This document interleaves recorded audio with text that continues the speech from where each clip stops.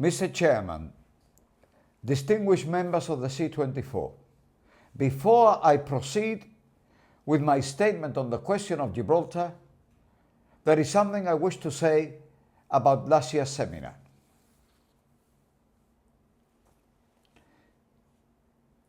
In Fiji, only two participants spoke on Gibraltar, the representative of Spain and myself.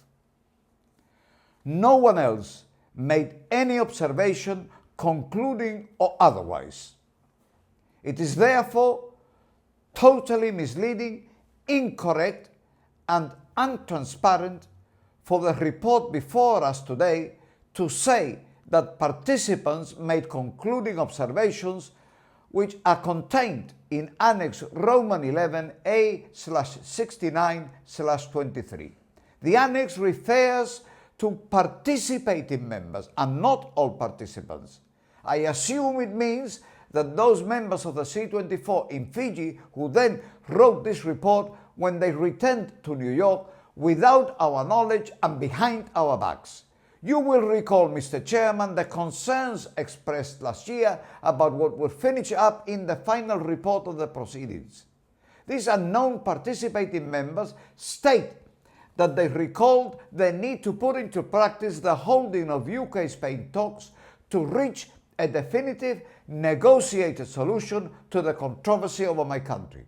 You know, Mr. Chairman, that as the records show, there was no such view expressed by anyone in Fiji or as a result of anything said by me or by Spain. Nor did anyone at the seminar support the creation of four-sided talks to replace the tripartite forum.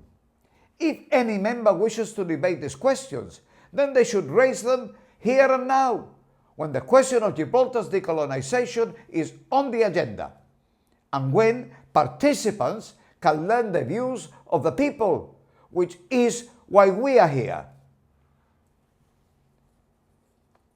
The report gives a totally biased and false impression of what occurred in Fiji. In my considered judgment, this should not be allowed to happen. It makes a mockery of the purpose of the seminar, and it makes someone like me, that has always defended the C24, wonder if I have been wrong for the last 50 years and the UK right in its criticism of this committee. The seminar report's annex goes on to claim that these unknown participating members noticed that the UK and Spain were trying to set up a quadrilateral forum. How could they notice something that no one mentioned and that is not true? The faceless participating members say they expressed the hope it would happen soon. When? Where? To whom did they express this hope? Certainly not to me, and certainly not in Fiji. I sincerely hope, Mr. Chairman, that this year's report will put the record straight, and that if anyone has anything to say about my country, they should have the courage of their convictions and say it when I am here, and I have the right to reply and defend my people's interests as part of their elected government. Turning to my statement, Mr. Chairman, I first want to join you in thanking Nicaragua for hosting this seminar and for the opportunity to defend the inalienable right of our people to self-determination and decolonization. On the 16th of October 1964, C24 agreed that the Declaration of Independence was fully applicable to Gibraltar, but that there was a dispute between UK and Spain, which they had to try and resolve by talking to each other. This second part of the consensus did not and could not negate the first part, since it would have had the effect of denying us our right under the Charter. Following this statement, at the age of 25, I started campaigning in defense of this right, and I've been doing it ever since, 51 years without interruption. Yet Spain tells you that they will never ever recognize that I or any of my fellow Gibraltarians constitute a people with our own separate identity, distinct from that of the administering power, a key criterion for decolonization. Their argument for claiming that Gibraltar can only exist as a part of Spain is that it was so in 1704 and had been for some 200 years. Before that, it was Berber and Muslim for well over 700 years, and its conquest by the North Africans gave my country its very name, Jebel Tariq, Tariq's mountain. When they took it in 711, the Spanish state and its territorial integrity did not even exist. So the basis of the Spanish claim over my homeland is this 202 years of Spain's territorial integrity sandwiched between the Muslim 791 years before Spain and our 711 after, when its territorial integrity came to an end. It is on this pretext that Spain asks you to disapply Article 73B to our people. We ask you to condemn this nonsense and tell Spain that they must respect the Charter as a member of the UN. Is it not the case, distinguished delegates, that Article 73B requires UK to develop self-government in Gibraltar, taking into account the people's aspirations? Spain believes there is a conflict between a 1713 treaty and Chapter 11, and then argues that the 1730 treaty has to prevail. I ask you, Mr. Chairman, how can anyone in the UN system possibly justify supporting the Spanish position? We believe there is no such conflict, but if there were, international law is absolutely clear. The Charter prevails. In 1992, as Chief Minister, I appeared before the committee in New York against the wishes of the administering power. Distinguished delegates, I am no prefabricated puppet of the administering power and no apologist for the perpetuation of colonialism, as Spain would have you believe. As those of you who have known me in the last 20 years can vouch for yourselves. In 1995, I was the only Chief Minister that attended the seminar in Port of Spain. I reminded the seminar of their duty to listen to the voice and the wishes and aspirations of the territorial peoples. The distinguished delegate from India said that he entirely agreed with my statement and that it was for the people to choose the options for decolonization, that it was their wishes and their will about their future status that would dictate to this very committee the way ahead, and that there was no other way. We Gibraltarians have taken the constitutional relationship and the transfer of power from the UK to us as far as we could. You now have to tell us what remains to be done to meet your criteria of a full measure of self-government. However, not only do you not do this, but you refuse to comment on our change, and you even put our political views incorrectly. I hope after my intervention today, these inaccuracies will be corrected. I would therefore like to draw the attention of distinguished delegates, and especially C24 members, to Section 58 on page 14 of the Gibraltar Working Paper. This states that Gibraltar recognizes that the relationship with UK is non-colonial. Spain says this of us. We do not say it. The UK says it, not just about us, but about all its 10 colonial territories.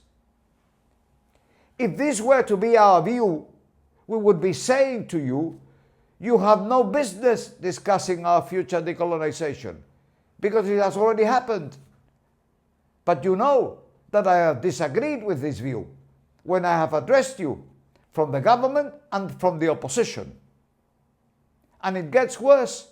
You claim we believe that the UN delisting and decolonization criteria are anachronistic. Not true. The UK says it, not us. For the C24 to attribute the views of the administering power to the elected territorial government is an error of a magnitude that beggars belief. The seminars have been designed so that C24 hears directly the views of the people.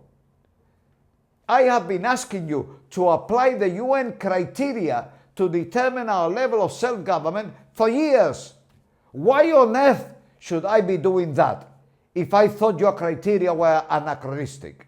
In any event, as Chairman Hunt said some years ago, if the UN members think the criteria are anachronistic, all they need to do is change them. I would be grateful, Mr. Chairman, if the relevant paragraphs were corrected after the seminar to reflect the difference between the UK and the Gibraltar government views.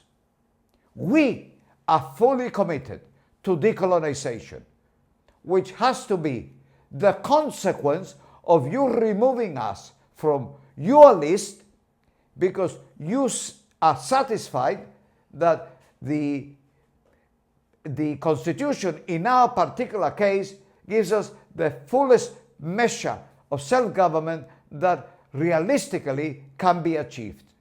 We see nothing anachronistic about this. What would be anachronistic would be that this level of self-government should be reduced because Spain believes that it is contrary to the 1713 Treaty of Utrecht. The reason why they oppose every increase in self-government in Gibraltar since 1954.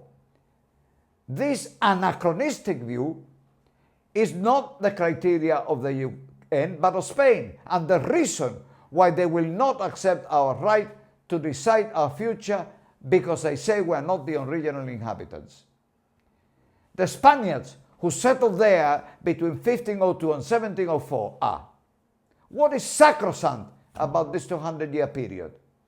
20 years after they settled in Gibraltar, the first Spanish colony was established here in Nicaragua. So who liberated Nicaragua from colonial rule? The descendants of the people who brought them here from Europe by the colonial power? Or was it its original inhabitants, the Caribs and the Arawaks and the Chicha peoples who were dispossessed by the Spanish imperialism? Mr. Chairman, the Spanish doctrine on Gibraltar could not be negated by recognizing the rights of the Gibraltarians. It was negated already by every single case of liberation from colonial rule in North, Central, South America and the Caribbean.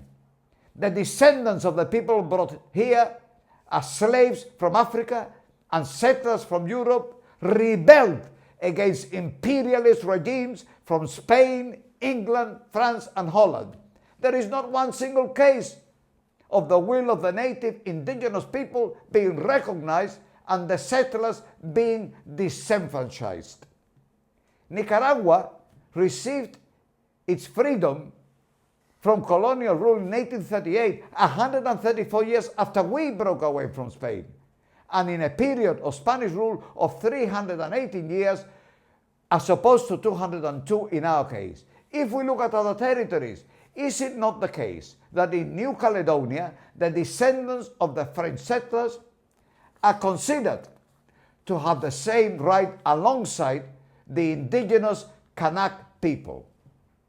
In Gibraltar's case, who are the indigenous people? The Gibraltarians since 1704, the Spaniards since 1502, the Berbers since 711, the Visigoths who took it from the Roman Empire, or do we need to go all the way back to the Neanderthals who were in Gibraltar longer than anyone else? We see how absurd the Spanish doctrine on Gibraltar is. Gibraltar's future can only be decided by its present people in accordance with Chapter 11 of the UN Charter. Spain tells you that we are not entitled to hold sovereignty negotiations with them, that only UK is. No one in Gibraltar wants to discuss our sovereignty with them. Neither will we ever permit UK or anyone else to do so, or for our future to be decided by anybody other than us. Mr. Chairman, I am attaching to my presentation Article 73 for the benefit and the ease of reference of delegates and the resolution approved by the Socialist Party membership in Gibraltar at a general meeting earlier this week, so that the delegates to the seminar and the government of Spain should be left in no doubt that they will never, ever get their hands on our rock. Thank you, Mr. Chairman.